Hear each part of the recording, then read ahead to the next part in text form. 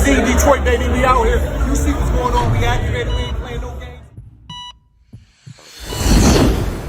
So yeah, yes sir, man. This GX from the Foreign Magazine, man. And today's guest, we got somebody that's been doing it for a minute, man, putting in a lot of leg work over the years. If you know, you know. If you don't, then today you're gonna find out, man. BKA, and for the people, I want you to tell them how to pronounce it, how to say it. Oh, yeah. I seen on the interview you actually kind of corrected it a little bit. You feel me? So yeah, if you could tell the people how to say your name, and when they referring to you, what should they be saying? It's just Bkabytruth. I'm really about to probably like in the next couple of years drop the K because I'm from 7 Mile BK. So when I was like doing my social media, Bkabytruth wasn't available. So I just put the K in there just to let people know like, oh yeah, he is 7 Mile Black Killer. Like he from that area, you know. All of everything he was learned, everything that he taught and do, it come from that area. I just wanted to, you know, represent. That's all. For sure, for sure. What area was that? 7 Mile and what? Really, me personally, that's why I said I'm changing now because I'm claiming the whole 7 Mile. Got you. Because I never see. I grew up in that like 7 Mile, Wyoming, and all the way back area, but I got game from all over 7 Mile. So, you know. For sure, for sure. So man, like I said, bro, you've been holding it down for a minute. You know, lately, man, you've been going viral, you feel me, with your interviews or whatever, and putting certain facts on the flow. In terms of you was the first rapper to upload your, I mean, I think it's important for people to understand what you're saying. You get what I'm saying? So that they can put it in context, and not as you just saying a big blanket statement, but more so you being more specific.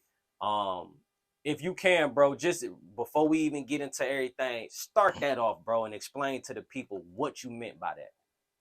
I mean, it's really a lot of people not doing their research, but it's plain and clear. Like it's a lot of baby rappers now running around, and I was technically one of the first. Birdman has never, like, yeah, we always heard him in songs get called baby, but he has never officially on paper been called baby.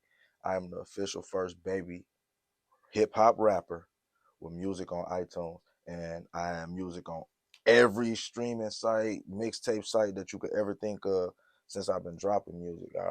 I really been doing it a long time, but it's kind of one of them things. It's a double entendre when motherfuckers say that I've been putting in work for a long time.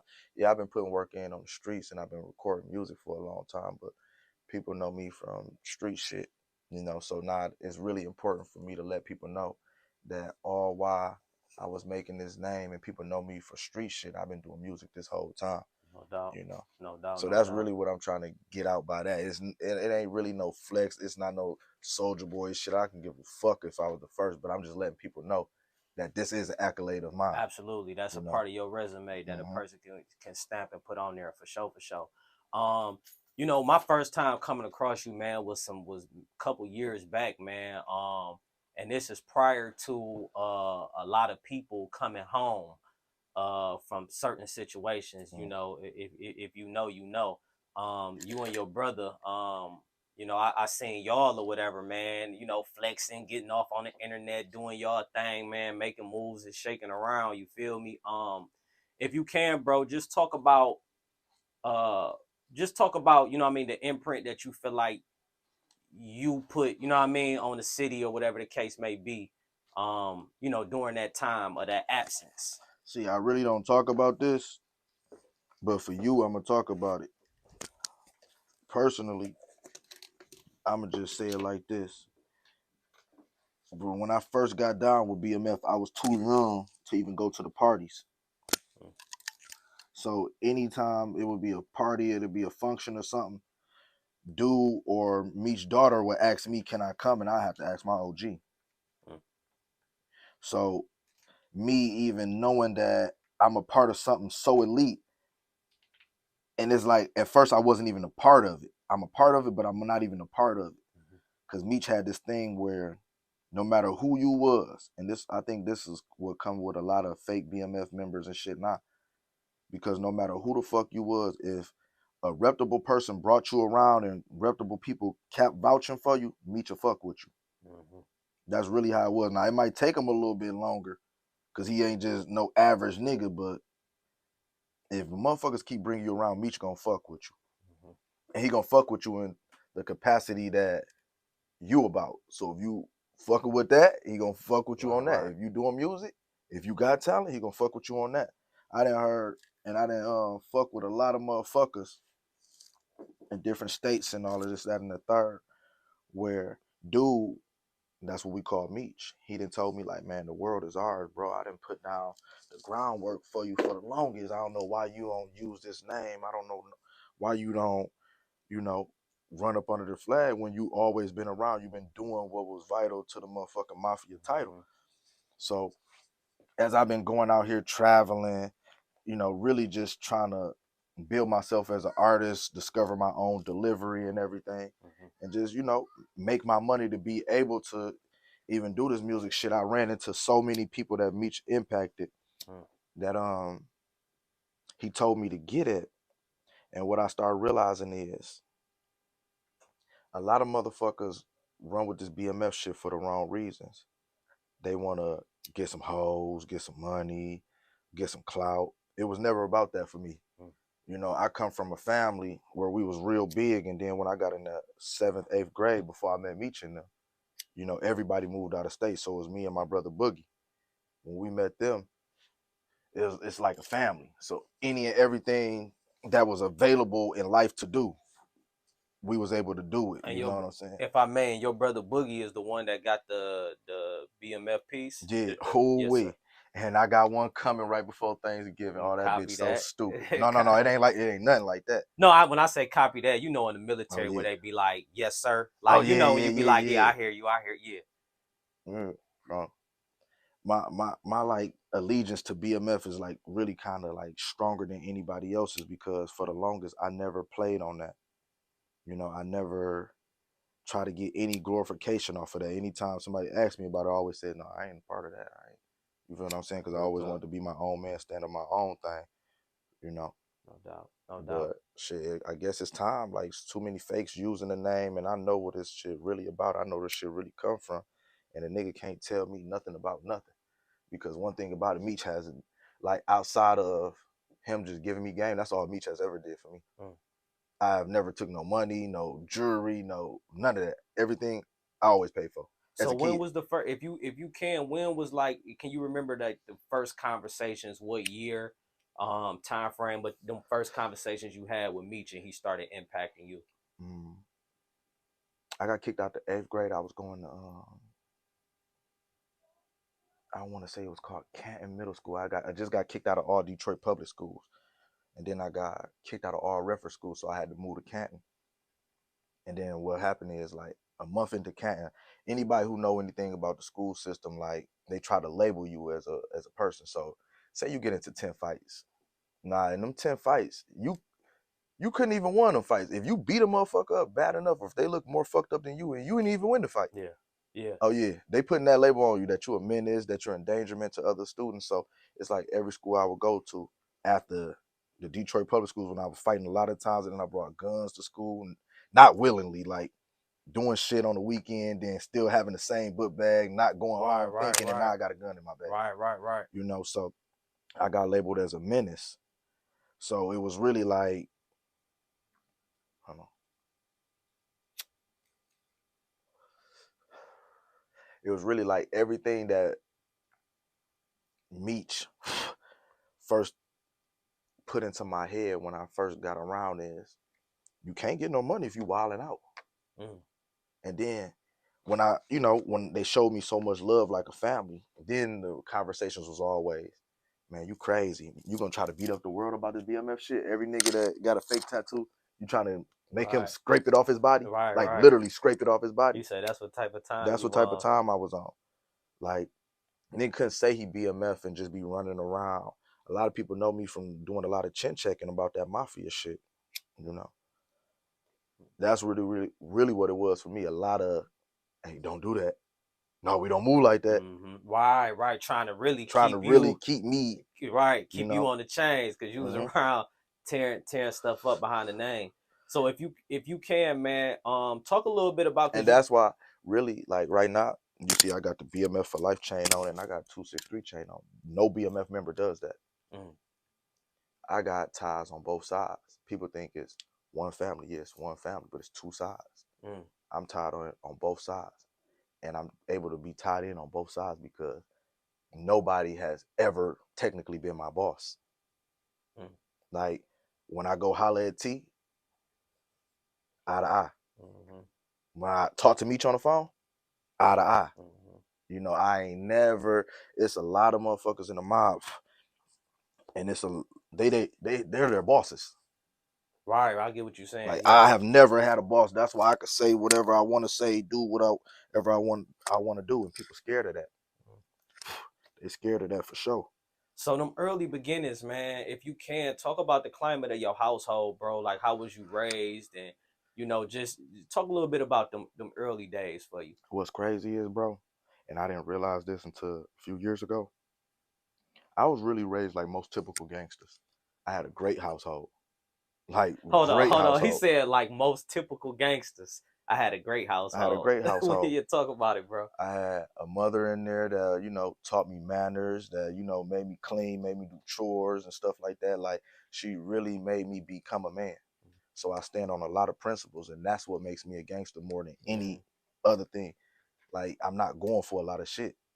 You know, a lot of people, parents let them say whatever. Nah, I know what's supposed to be done, and I know what's not supposed to be done. So certain lines people can never cross with me. For sure. No matter, and that's why people fuck with me, because of realness. No matter what I'ma say, how I'ma say it, no matter what the repercussions is, because I know there's repercussions for everything. I'm with it. For sure. For You sure. know, I had a loving mama. My pops wasn't really around like that when I was younger. Here, you know, I see him probably once every few months, and then, you know, probably when that month I do see him, I probably might see him 2-3 times that month. Probably stay over there a week or some shit like that. But shit, my pops was a Detroit player, you know, like a real live one. So, while I'm over his house, there's women running in and out. You know, he like, and here go a couple of dollars, order something, y'all hold it down. Like my pops, you know. For sure. Like my pops grew up in a different time. Like, I think his last day of school was his first day in the 7th grade. Damn. Yeah. That's wild. Yeah. And he been getting money, like, you know, since then. They say, like, he was 12 years old pulling up in grown women's Benzes and shit. And having them for weekends and shit. Like, my pops was a different dude. So, you know, I kind of learned how to be a Detroit player from him, the suits, the gators, you know, how to dress, how to, you know, all that. For sure, for sure. You know, for my pop's side was, well, I ain't gonna say it like necessarily like that, but my pop's side was the gangster organized crime type of side. My mother's side, they was like, you know, they come from Panama. So all of them, they was like, you know, hard working individuals, you know. Like everybody on my mother's side is like that, like real moral driven, like, yeah, we trying to do this for our family, we trying to make it type shit. And so I see all of the street shit from my pop's side. How did that Panama connection come? Like when you say they come from Panama, what you mean? Yeah, like, so my grandmother's mother, Carmen. So my mother name is Carmen. My grandmother named my mother after her mother, my grandmother Carmen, great grandmother Carmen. She came over here. Wow. Yeah. Wow, and that's interesting too, man, to know, you know what I mean, that your peoples came from over there and to witness that work ethic that was installed from them, from their culture, you just end up being a byproduct of and can trace that right back. That's hard, bro. Yeah, and it's kind of, sometimes it's like, because it's in me, it's kind of one of them things where it's like a drawback, a holdback, or a setback sometimes, because I come from a place where, well, not technically me, but my family origin come from a place where it's very, very poor. You know what I'm saying? So when they all got over here, they all had the mentality, we're going to put each other on. So my uncle got a job at Ford, and then he employed the whole family for real. Like, got everybody a job. So I come from, you know, people that wear, like my father's side, my mother's side, everybody blue collar type people wearing Dickies, you know, that mechanic type shit. Yeah, hard working. Working long hours and shit. My pop's side, I'm going over there, I'm seeing motherfuckers with stacks, I'm seeing them with bulletproof glass windows, any and every kind of car still to this day that you can think of. And motherfuckers not even playing the game, but they played it so tight back in the day. I'm talking about when spinners came out, I was the only kid that really actually seen them bitches in real life. You know what I'm saying? Yeah. When people was talking about certain Detroit rappers, I was seeing them coming by, talking to my pops, coming by, talking to my uncle and shit like that. So it's like another reason why motherfuckers can't really say shit to me in the city is because they might not know, but I know y'all history. Even the OGs. Like, and I still show them the utmost respect, but I really know the history. I really know what was going on. I really know what type of money niggas really had and what type of money niggas was lying about. So at what point would you say you began to get your feet, you know what I mean, wet and jump off the porch and start, you know? Early, bro. My first, my first, like, I guess you could say, crime memory is my uncle came through, red Corvette drop top, Cartiers on red, circle lenses, diamonds in them, Rolex, and the Rolex had diamonds on top. I'm talking about literally diamonds sticking out on top of diamonds, and then other diamonds on top of that shit. And I'm just looking at this nigga like, damn, I'm crazy. He hops out the car, walks up to the porch, and he tells me, little nigga, you was a nerd. You ain't gonna never have no hoe. I say, damn. I say, nigga, you need to get you some money. Pulls out 3 socks out of his motherfucking pocket. And it's all hundreds. But I asked him, I said, why you putting the money in the sock? Yo, dumbass don't know shit. I ain't fucking up my role. And walked in the house. And he had this big ass little bag of weed on him that he was smoking out of. He put it down on my dad's DVD player next to this like 90-inch fatback TV. Me and my little brother Boogie, we took that motherfucking weed. One of his mans was over there.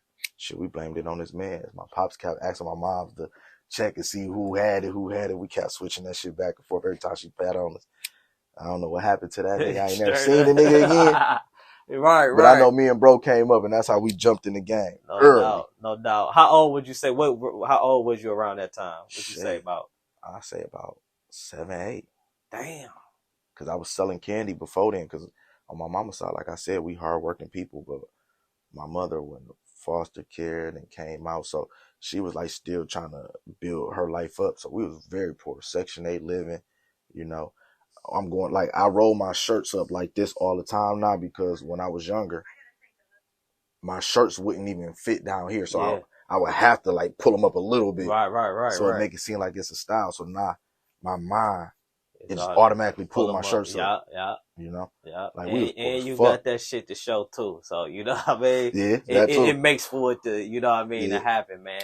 So, all right, boom. So then, all right, you jump off the porch, you start getting into like little stuff or whatever around 7 or 8. What did you I started always selling weed after that. After me and my brother took that ounce, and we didn't know what the fuck to sell it for, because I was already kicked out of Detroit public schools. So I was living in Canton at the time. You was kicked out of Detroit public schools at what age? Like 7, 8. What you do at 7 or 8, bro? Just getting into a lot of fights, and then I didn't even have to go to summer school, but I go to summer school, and I'm hanging out with my pops and hanging on the block, and I bring the fucking gun to school. Damn. And one of my niggas that I thought was the homie, he told when I finally realized I had the gun. So early in the morning is Mumford, not Mumford. What was the shit called at the time? They changed the name. Hampton Middle School. Oh, Barbara Jordan. There you go. Yeah. They had just changed it to Barbara Jordan because I went to Barbara Jordan where it was on the original 7 Mile. Yeah. So they moved my principal over. My mama gave me the option. She like, you can go over to the school on LaShore, Lasher, or you can go down over here by the house. I say, fuck it, I'm gonna go by the house because then I'm gonna fuck with all the people that's on the block. Man, they hit me earlier that morning. The metal detectors keep going off, and I'm like, I don't know what's in my bag, and they searching that motherfucker like crazy. I finally get into my class in the summer school class, and I'm talking to my mans, and like they talking about guns and shit and all of this, and I just look in my bag, and I happen to finally see the gun, like, oh shit. So I show my mans like, hey, what y'all talking about? It is right here. And he told them, damn, police arrested me and all that shit. Damn, that's crazy. That's crazy. So you learned earlier, man. Can't trust Can't these trust these niggas, bro. That's why I early, don't be around niggas, bro. I early. learned that shit early, and I was the type of friend, and people got to understand, like, every city is different, but it's kind of the same. So I grew up in a place where my mother was trying to be so positive, but everything around me was negative. Niggas was already carrying guns. Niggas was already shooting niggas. Niggas was already selling dope. I'm talking about young. So when I jumped in this shit, somebody gave it to me. Like, another one of my classmates was like, listen, you selling this candy, we could just sell this weed. My pops be getting, pounds. And, for his little poker games, I'd take a couple ounces. We sell that shit. Man, He started smoking weed once he got the shit, and I was selling this shit. man. So that's how I found, like, okay, yeah, I could be a drug dealer. Real talk, and that's by default. By Just default. so it don't matter how, like, your parents could be doing a certain thing in the house, but Everything, then that bro. influence as soon as you My step mama out. was going for her master's degree at the time. Now she got her doctoral degree. So all my life, my mama been in school. When I get out of school, she come home real quick, fix us a meal, and then she out the door. We on the block. We not supposed to be out there, but we on the block. At what point, man, did that music influence come in, man? Because I see you've been dropping music for years. You know what I mean? Yeah. And even listening to, you know what I mean, like some of your music and just looking at your movement or whatever, and interviews and stuff like that, man. You talk a lot about how you had to carve out your own. You get what I'm saying? Your own. What am I trying to say? Demographic. You feel me? Yeah, for sure. Your own people that really fuck with you and rock with you. Yeah. First and foremost, talk about them early musical inspirations and shit like that got you going. Well, back to how I was in school, I was one of them kids that I was always quiet. It was just me and my brother in the household. So everybody I met in the streets for the most part was like my family, because I come from a family that's like that. So anytime any nigga got a problem with my mans, I'm checking niggas. When I see them, I'm fighting people all the time. I'm really like protective over all of the people that's around me. Getting in all kind of trouble, always kicked out of school. So it started becoming a point before I got AT out of all Detroit public schools. It was like, I go to school Monday, get into a fight, don't come back to Friday.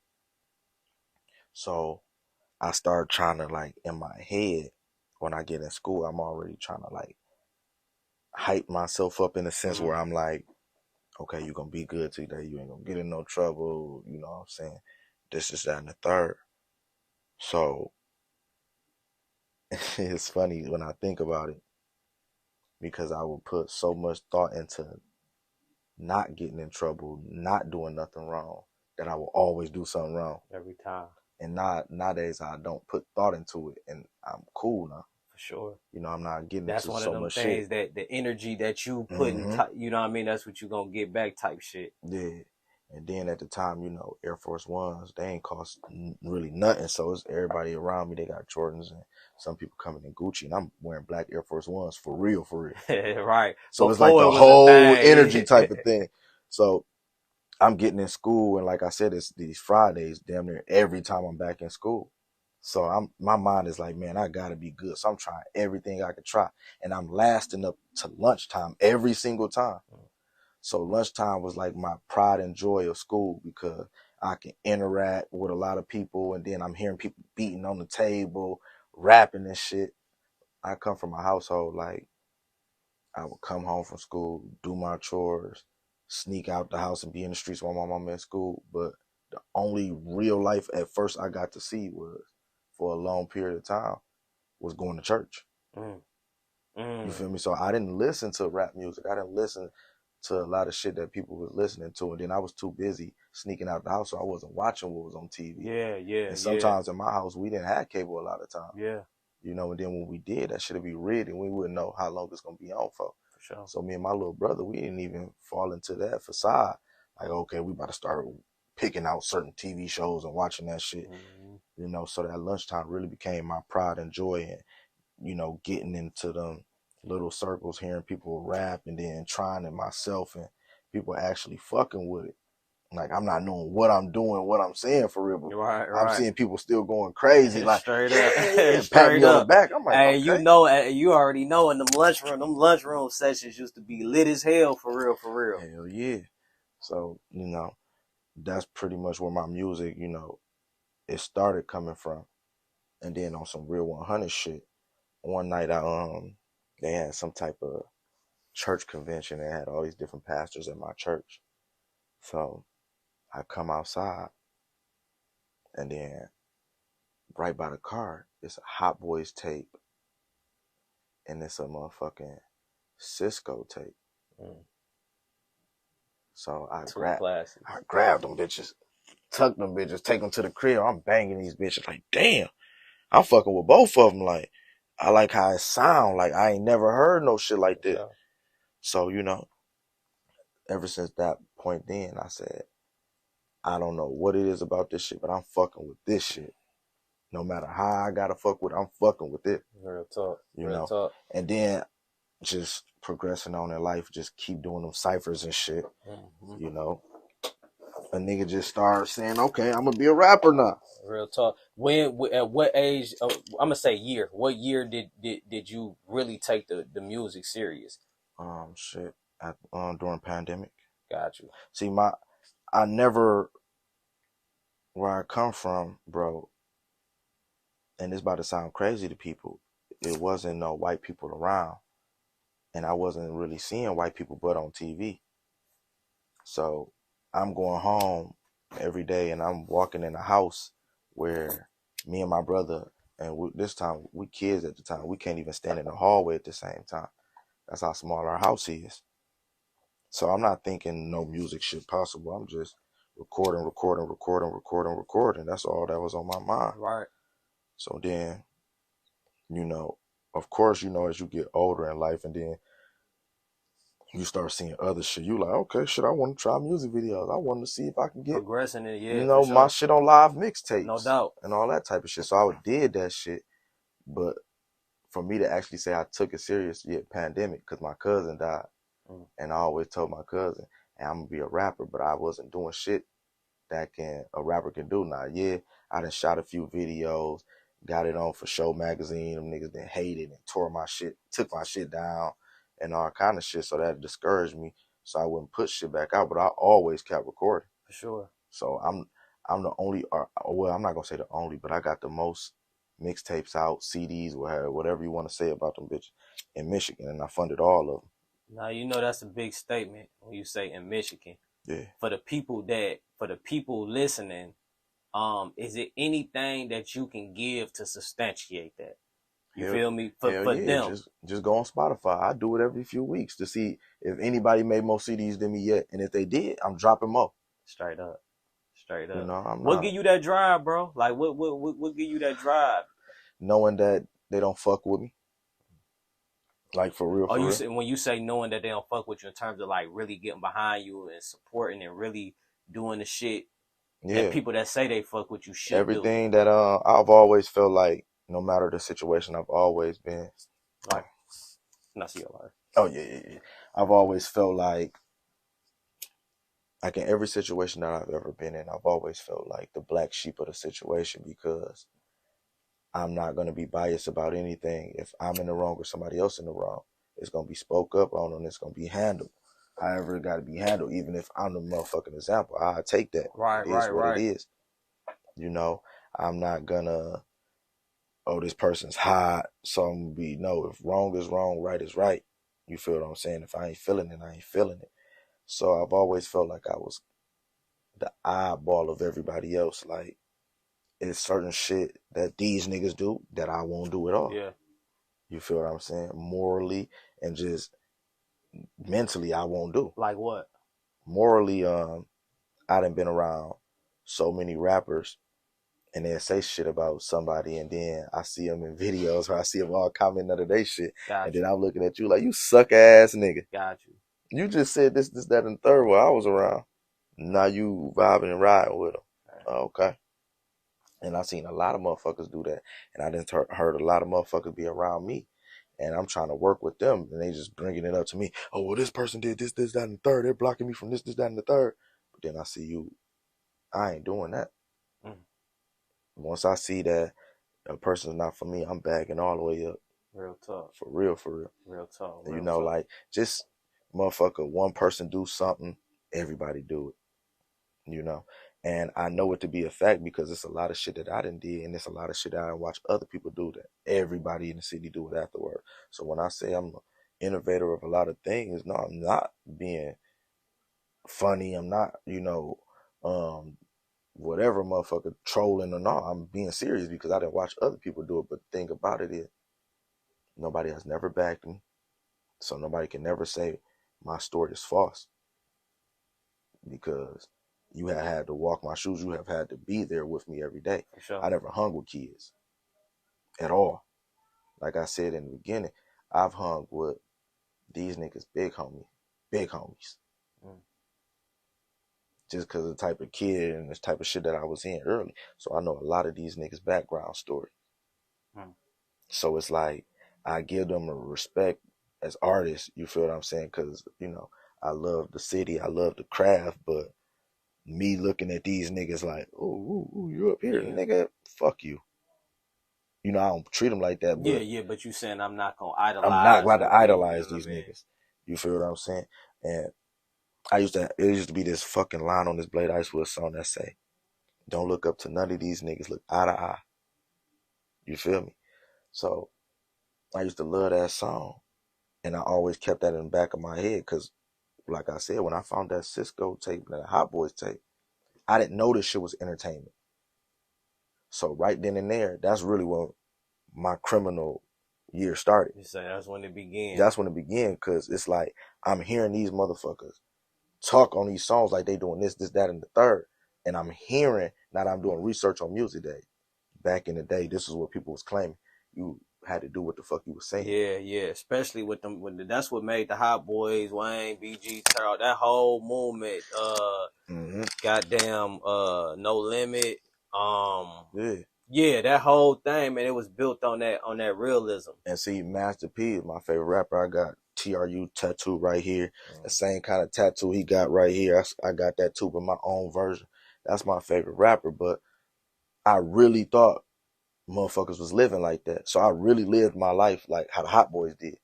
I really was trying to fuck on them bitches like how Cisco was, because that's a cold combination.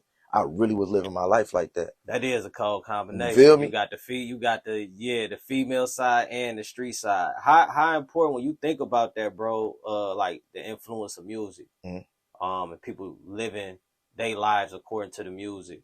And then you can coincide that to like what's going on right now with the drill and all that type of shit. I understand what they say when they be like, parental advisory on the CD. I didn't understand when I was younger. I'm listening to this shit, doing all of this shit. I'm talking about fucking women older than me, doing all of this shit that this nigga talking about in this song, riding out, wearing all black like how these niggas talking about in this song. Kids are very impressionable. You feel what I'm saying? My music not for kids. If you let your kid listen to it, oh well, that's on you. But now I know, like, being here, sitting back, have done everything motherfuckers really talking about and rapping about, and knowing people higher than people that's rapping and knowing they ain't did none of that shit, knowing they didn't have all kind of handouts, knowing that when it's video time, they calling people, hey, let me buy this, let me bring this, and I ain't never did none of that. It kind of make me feel like, damn, you a dumbass. Because I was a really good student, bro.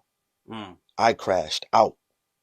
Like how these little niggas about this drill shit, I will be one of them right now if I grew up in this time. I would have came in here. See, I got the shiesty mask on. See, you can't see my eye. But I would have been just like them, bro. Big guns in here. It would have been 3-4 niggas with me with big guns, vests on. Because I really took that shit to heart. Motherfuckers were saying, you had to be there. Right. But then when I grow up, everybody that I thought I idolized, there was none of that. None of that. So, so my next question in terms of that influence, bro, do you feel like Detroit is adopting that, or do you feel like we in a good space where we keeping it PG? Do you think overall Detroit musically is keeping it PG, or you think we falling off into that negativity in our music to where it's just so bad that, you get what I'm saying? And see, that's like a funny question to me because when you know a lot of people background and you know they're not living like that, that means, you know, we falling into that. You feel what I'm saying? Like, we really falling into that. A lot of these motherfuckers have had people behind them. You cannot say you a street rapper. You cannot be talking about this drugs and all of this shit if you ran at somebody and got a check, or you had somebody else chain on your neck. Nigga, you they bitch. I ain't never been nobody bitch, bro. Now, let me ask you, this just for Never, like, pushback for listen, conversation. I ain't never got a bag from a nigga. I ain't never was like, oh shit, my shit low. Let me try to go over here and see if I can sell his shit and get a percentage on top. I ain't never did none of that. Now, could that be a good business move? Like, could that be like an investment? No different than if you wanted to decide to sign an artist or have somebody and put them in position and get them situated.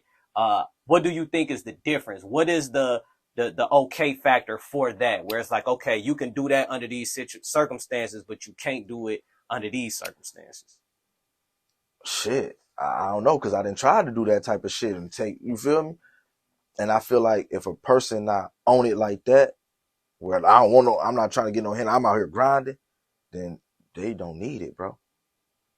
They don't deserve it, bro. But do that make them, like, for instance, if you do sign somebody, put a chain around their neck, do that make them a do boy, or do that make them lesser than? Hell no. And that's what I'm saying. Like, I done did it so many times. But I realized if I got to do that for you, nigga, you don't want it. I get what you get what I'm saying? I get what you're saying. So if that's what we want to imply, then I guess they might be. You feel me? Because I ain't never, like, it's been so many times I wanted help, but when I was too scared to ask a nigga for help, because ain't nobody never helped me with shit. So when I did reach out, hey, how you do this, and still ain't getting no answers back. I gotta keep going.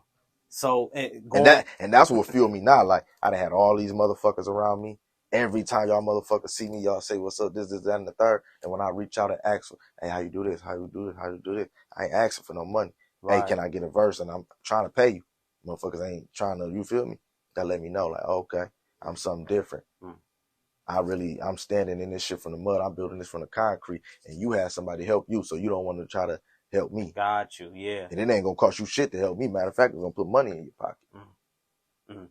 And that's your motivation to keep That's my motivation to keep me going. And really, it ain't even about, see, and the Kid L kind of fucked me up because he tried to put it on blast, and that's me and Kid L cool, but he tried to make it seem like, oh, you've been doing this for so long, you haven't had no success. I got a way bigger goal in mind than a motherfucker put me on the tour, a motherfucker put me on a flyer, or me walking outside and being able so people can know me. I can't talk about what that goal is because I don't want somebody to try to aim for that. Got you. But I got a way bigger goal in mind that when I'm finally done with it, it's going to change the world on music. No, that's hard, bro. I was about to say, though, just in terms of, do you think that he was trying to do that? Or do you think that, he was just maybe like, and compare, how people compare to, all right, you look at Skilla Baby. You look at Baby Money. You look at, you get what I'm saying? The name, I guess in people's eyes, that's the ultimate success. Obviously, like you saying, this shit is bigger than this because music really should only be a pivot to do bigger and better stuff. You get what I'm saying? But do you think that he was intently like trying to devalue you feel me, your work? No, I don't feel like he was trying to devalue. I think he was trying to, like you said, trying to compare and put it on the grade scale. But what I'm going for can't be put on the grade scale. For sure. You feel me? It can't be put on the grade scale. And you got to look at it like this. When somebody wants to be a rapper, what do? They do videos. They put the promotion in all the places where rappers put their promotion. What else they do? They do interviews. They connect with other artists. They go out to little different shit. What have I done? I put out music, just did interviews. Now I wanted enough, like, because now it's like, okay, so y'all trying to make me out to be a liar. Like I'm not who I say I am. Oh, okay, now I got to do that now. For sure. I ain't never want to do that because the goal, like I'm saying, the goal that I got in mind, and I wish the world was how it's supposed to be or how we think it's supposed to be, so I could just shout my goal out to the world but I can't do it. No, But when I say sometimes it's better to. I'm gonna change the world when I hit this goal, and it ain't even about numbers, it ain't about popularity, it ain't about none of that. When I hit this goal, I'm gonna change the world, though. No, facts, bro. Sometimes it is best to keep them ideas to, you know what I mean, to yourself, man. Sometimes when you put them ideas out, one negative comment, you know what I mean, can take you off that path of where you going, when you know that what you know what I mean, what you got in store is big. So yeah, keep that energy, bro, for sure, for sure. In terms of projects like upcoming, like on the now side, what you working on and what you got on the flow for people to be looking for? I ain't gonna lie, bro. I got about 300 mixtapes ready to go. What I've been doing is Hold on. We got to pause. Hold on. I record every night. Damn. Yeah. So you got that Wayne work ethic there. And that's where I got it And from. I'm a firm I believer. watched him on a YouTube video. He was in the hotel and he was recording himself. I paused it and I like wrote down everything that he had and tried to figure out. I got everything that he had when he recorded that Millie shit in the hotel. That's hard, bro. And you know, like I'm a firm believer that the difference between a person being a successful artist, and success come on different levels. So I ain't saying it like that, but breaking where everybody want to go, mainstream go. That's where everybody want to go for the most part. It's work ethic. Because out of 100 songs, 200 songs, 300 songs, you can't tell me that you ain't got one. You hear me? You can't tell me and you listen, ain't got and one. that's why I say, okay, I see what you motherfuckers is trying to do. You know I've been everything. Like, first off, not Skrilla Baby, what is it? Baby Money, Tay B, Baby Tron. There are younger artists. They're a little bit under my age. Yeah.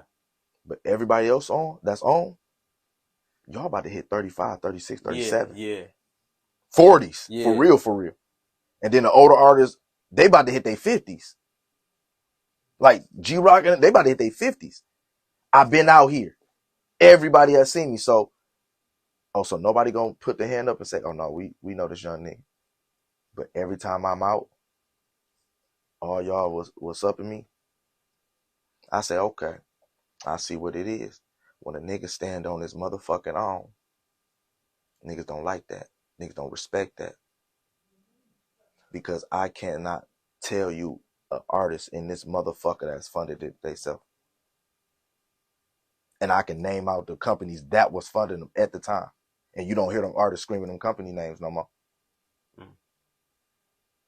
From the time I started, now, it's 263. I own that. You feel what I'm saying? So now I see what it is. That's interesting though, cause like for to even play it like and no that, disrespect, back to Blade. Blade ain't fund that music shit. Like, let's be real. Like 100 shit. Who funded it? Big Block. That's $0 big brother. I just watched the interview. $0 said his people, his brother got a lawsuit and invested in the music. Nobody has never put a fucking dollar in my pocket. All my own shit, bro.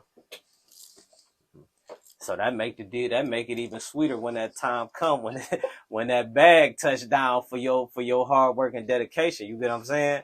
And that's what I'm saying. Niggas trying to keep me out the loop because they see him back and they say, oh, they peeping game now. Like, okay, he been doing it on his own this whole time, funding. He ain't never, like, you could look up from the time I started music, it has never not been a month it's been months, a month or two. But you saying you stay consistent. That I haven't dropped music. And when I do miss a month or two, I double up. Right. The next month. So you say you keep the product coming out. Listen, I keep the product coming out. Videos, promotion. Now, since I've been doing this since, like, really own it since pandemic, promotion. I keep buying new jewelry. I keep shopping. They scared of that shit, man.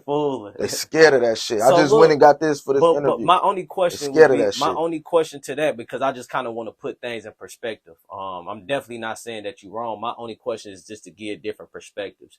Do you think that a person to hate on you or like keep you out the loop because you funded everything yourself? Hell yeah. Do you think that's a reason that a person Hell will keep yeah. you? Why? Listen, when I was putting my motherfucking videos on For Show magazine and they was getting 5,000 views and I wasn't better, my skill level wasn't nothing compared to these niggas now. Like back then when them niggas was dropping, they was up here, I'm down here, and my shit still getting 5,000. They can't make $1 off me. They can't at all. Cause worst case scenario, all right, let's say, all right, my money run out. I'm just gonna holler at one of my mob brothers on the phone, give me a loan. I ain't never did that, but just give me a loan. I'll pay it back. So the shit gonna keep rolling. They can't put their grip around me at all. They can't take a chain off my neck. They can't put out no videos. And then when the money come in, say, oh no, you had to pay for these clothes. I brought you this clothes. Man, they do all that shit to these niggas, man. So in they little terms boy of these niggas. In terms of the field and features and people that you will be willing to work with, want to work with, who you fucking with that you will collab with, work with, and see, that's the thing, bro. I fuck with everybody because I'm a music man. So I'm gonna find some shit for you to be on. It'll just be the thing, like I said, motherfuckers be having arm around these niggas' necks. So they be like, don't fuck with him. You can't do a song with him. Or he don't like, or my mans don't like him. So we're not gonna do a song with him. Yeah. Like, I done offered everybody some money in the city to do a song, bro. Certain niggas then ran off. Certain niggas then kept money. Like while they niggas was buzzing, they asked for the super high. I done gave it to them. Niggas then held money for so long. Talking about almost a year and shit like that. Like, I ain't mad at it, but it's like no. That I mean, in a situation like that, when you make an investment with your music, I mean, I think any man, you get what I'm saying. So I don't think I you're ain't wrong mad for that. at it. But what I'm saying is, as a man, be vocal about it. Like, hey, bro, it's gonna take this. It's gonna take this. Or I'm doing this. I'm doing this. Don't just leave me out there to look stupid as hell after I just put all this money out knowing I'm going for a go. I know you going for a dream too, but shit, you a bigger artist than me. You feel me? And I just feel like that's what they've been doing in Detroit. Like, okay, they see the BMF name. They see I'm spending it and I'm branding it on my own. So motherfuckers quick to take that money, but they, not as quick to do that work. Most definitely. Most definitely. And I ain't never asked a motherfucker to do shit for me. All I ever said to myself and to anybody else, work with me and just give me a price, that ain't super crazy, that you ain't charging nobody else. Cause all I could do is just try to put this shit out and then see if they're gonna fuck with it or not. And what's crazy is Kid L was like, he was talking a lot about how I didn't find success in Detroit. And I was telling him how I've been outsourcing. And ever since I've been outsourcing, I've been getting millions of views on my YouTube channel. I've been getting actual real fans because people outside the city, they not invested in these niggas' politics. Yeah, you say right, the politics. So yeah, I get what I'm you're saying. Yeah, and it's been actually, making moves for me. So it's like now I'm really to a point now when I seen that, it's like, oh yeah, I'm not holding my tongue no more now. Right. Because before I held my tongue a lot around this motherfucker. Have you considered doing like some tours or whatever, or have you been doing tours to these different places and stuff like that? I did a few shows and shit, bro, but I'm really focused on right now the groundwork of putting the good content out. For sure. Because I don't want to be looked at as a rapper. I want to be looked at more like a YouTuber, for real.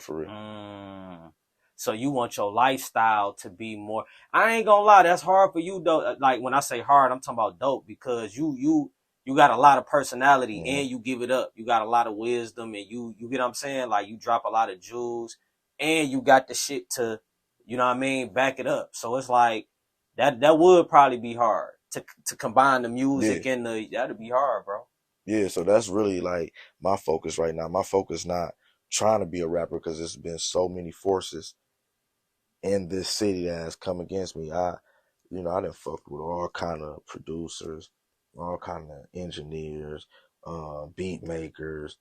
And bro, it might be cool for a second. And then I guess somebody get in their ear and I see, okay, this artist wasn't fucking with you, but now they over here fucking with you. And now it's slowly you being slow to hit me back. And I'm paying you good money. You was just singing my praises about how these artists don't pay you up front. You know, it just be little funny shit like that, man. And I'm Are, tired of it. so in terms of, have you been paying attention to the females in the city, the female artists? Not really. I ain't gonna lie to you. Okay, yeah, it's a I'm lot of not gonna lie female to you. artists that's popping or whatever. Just seeing in terms of you know, working with them, keeping your eyes on them, but shit, in terms of But I haven't, in that same light, no disrespect, I haven't been keeping my eyes on no male artists either. right, so you really been out the city, like you really talking about mentally, you Yeah, really yeah, yeah, been yeah. focused on But and take physically too. I just be in and out, in and out. sure. Because I just realized like it's a popularity contest with these niggas.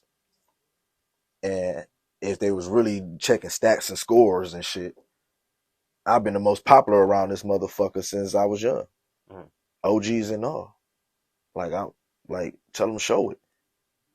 Like if it really was like there's a lot of motherfuckers out here saying a lot of shit, but if it was really like that, show it. Mm. Do it. Mm. Straight up. You It, know? if possible too, man, in terms of you and your brother relationship, you feel me? Because I see y'all moving a lot, and y'all known for, you feel me, being with each other or whatever. Talk about the closeness of y'all relationship, and you know what I mean, just how y'all, you know what I mean, how But you y'all wanna know built what's the brand, you because wanna know y'all what's really crazy, like bro? damn near built y'all own brands, like Yeah. sub brands together, And you kind of wanna know thing. what's crazy? Like when my brother first did his like before he did his first prison bid, like probably 3-4 years before that, me and him had a place together. And then we like made a conscious decision kind of that we not gonna really be seen together. So me and my brother, we don't be around each other like at Right. all, because we never wanted to be a situation where some shit go down and now y'all got both of us. Got you. So we don't be around each other But at that's all. crazy though, because from my perspective, it's Yeah. like, cause you know y'all both same complexion, y'all both got you feel me? So it's like when y'all take y'all pictures, it's like yeah, Yeah. it's a stamp kinda. Yeah, we just try to do that every so often, For letting sure, people know like, oh no, that's my brother. But for sure. yeah, we don't try to be, hell no. He Anybody get a said 2-for-1, my straight mama be up, fucked up. She only got straight 2. up. You feel me? 100, Fuck that. 100. You said got move different, no doubt, Hell man. yeah, like if we out of town or something, we'll kick it out of town. But shit, I ain't gonna lie, we'll start fighting. Right, be Like, like cause that. we, like I say, we live 2 total separate lives. Mm-hmm. Even though we doing the same thing, mixing, mingling with the same people, he couldn't tell you so much about me For as far for as I sure. couldn't tell you so much about him. And it's best to keep it that way, Hmm. no doubt. So I did And want we to add, learned really from Meech and T. right, Cause they was trying to keep themselves together and they was trying to hang out and right. party, and we see where that got them. Now Mm, both of their ass locked up. mm. So no, hell no, you ain't gonna catch. And That's so cool. that's another thing that I wanted to mention too, because in terms of the Mm. label is 263. Like you say, you got ties to both. What made you choose the 263 for the label as something that you kind of like personally stamp? Cause I ain't gonna lie, like everybody knew it was a BMF thing with me, and you know it'd be offers and propositions to get money on this side or fuck with niggas on this side to do music or anything, and it just feel like I know y'all niggas got love for me and I know y'all fuck with me, but do y'all really fuck with me? You feel what I'm saying? And then I had a guy that was on their side that really broke the ice for me. His name was Slick, And when you say they side, you 263. got you. You know, everybody loves Slick, bro. He one of them guys, man. Like, fuck the money, bro. It's about us being a family together. Like, bro would literally, I'm leaving out the club, he would walk me to my car. Like, if that ain't no real shit, what's real? You Real feel? talk. So when I started pandemic, say, bro, actually passed away in an unfortunate situation. Condolences.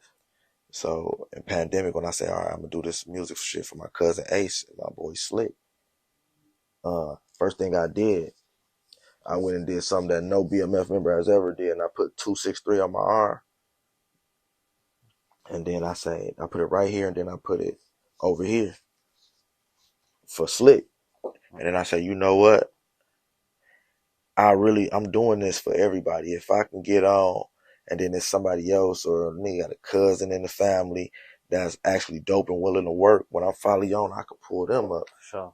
And the only person that I know that was truly like that is Slick. So I say, fuck it, it's 263 Cutboy Records, you know.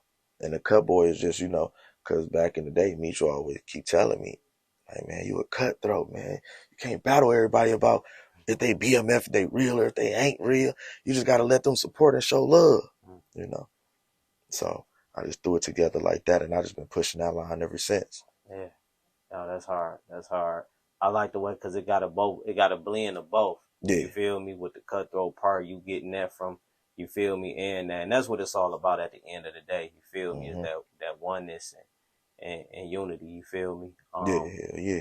So yeah, in closing, man, going forward, if you could, anything that you really want the people to know and that you really want the people to tap in, pay attention to, any type of upcoming motion, whatever it is, let the people know. What Tupac say? Trust nobody. Trust nobody. My closest friends did me in. No, for real though. And I'm talking like about that shit, but no, I'm for real. My closest friends did me in. OGs did me in. Niggas that I thought was my friends in the streets that's rappers, they act like they ain't know me. You feel me? To keep the light on them because they don't want to share the shine with me because I'm already having it. I've been having jury and all of this shit. Check these niggas' videos. Check the interview. Do your research on who they was hanging around, what they was doing. I've always did this shit myself. So don't take none of this shit for motherfucking face value. Niggas buying views, niggas buying Instagram followers, niggas doing all kind of weird shit, man. Fuck with the real. All you gotta do is do your history and fuck with the real. If a motherfucker telling you not to fuck with somebody, ask them why. No, that's real. Make them give you a valid reason. Gotta give a valid reason. Because I ain't did nothing but came at all these niggas with my hands out. I come from a family of loving people. I didn't grow up cutthroat and all of this. So every time I came with offerings. How can I help? How can I be a part? And niggas fuck me. Straight up. So I gotta say, bro, fuck them. You heard it here, man. Y'all tap in. Because listen, bro, the only thing these niggas can do is put their bag together and kill me. And so if I die, you see what it is. That's the only thing nigga can do is spray up my car and kill me. And then to everybody that was telling the truth in this bitch. Everybody that was telling the truth in this bitch. That's all a nigga can do to me. But I'm living. And if I die, there's still so much music that's gonna come out. And it's still gonna be sick. You heard it here. Pulse of the culture, man. Let's get it.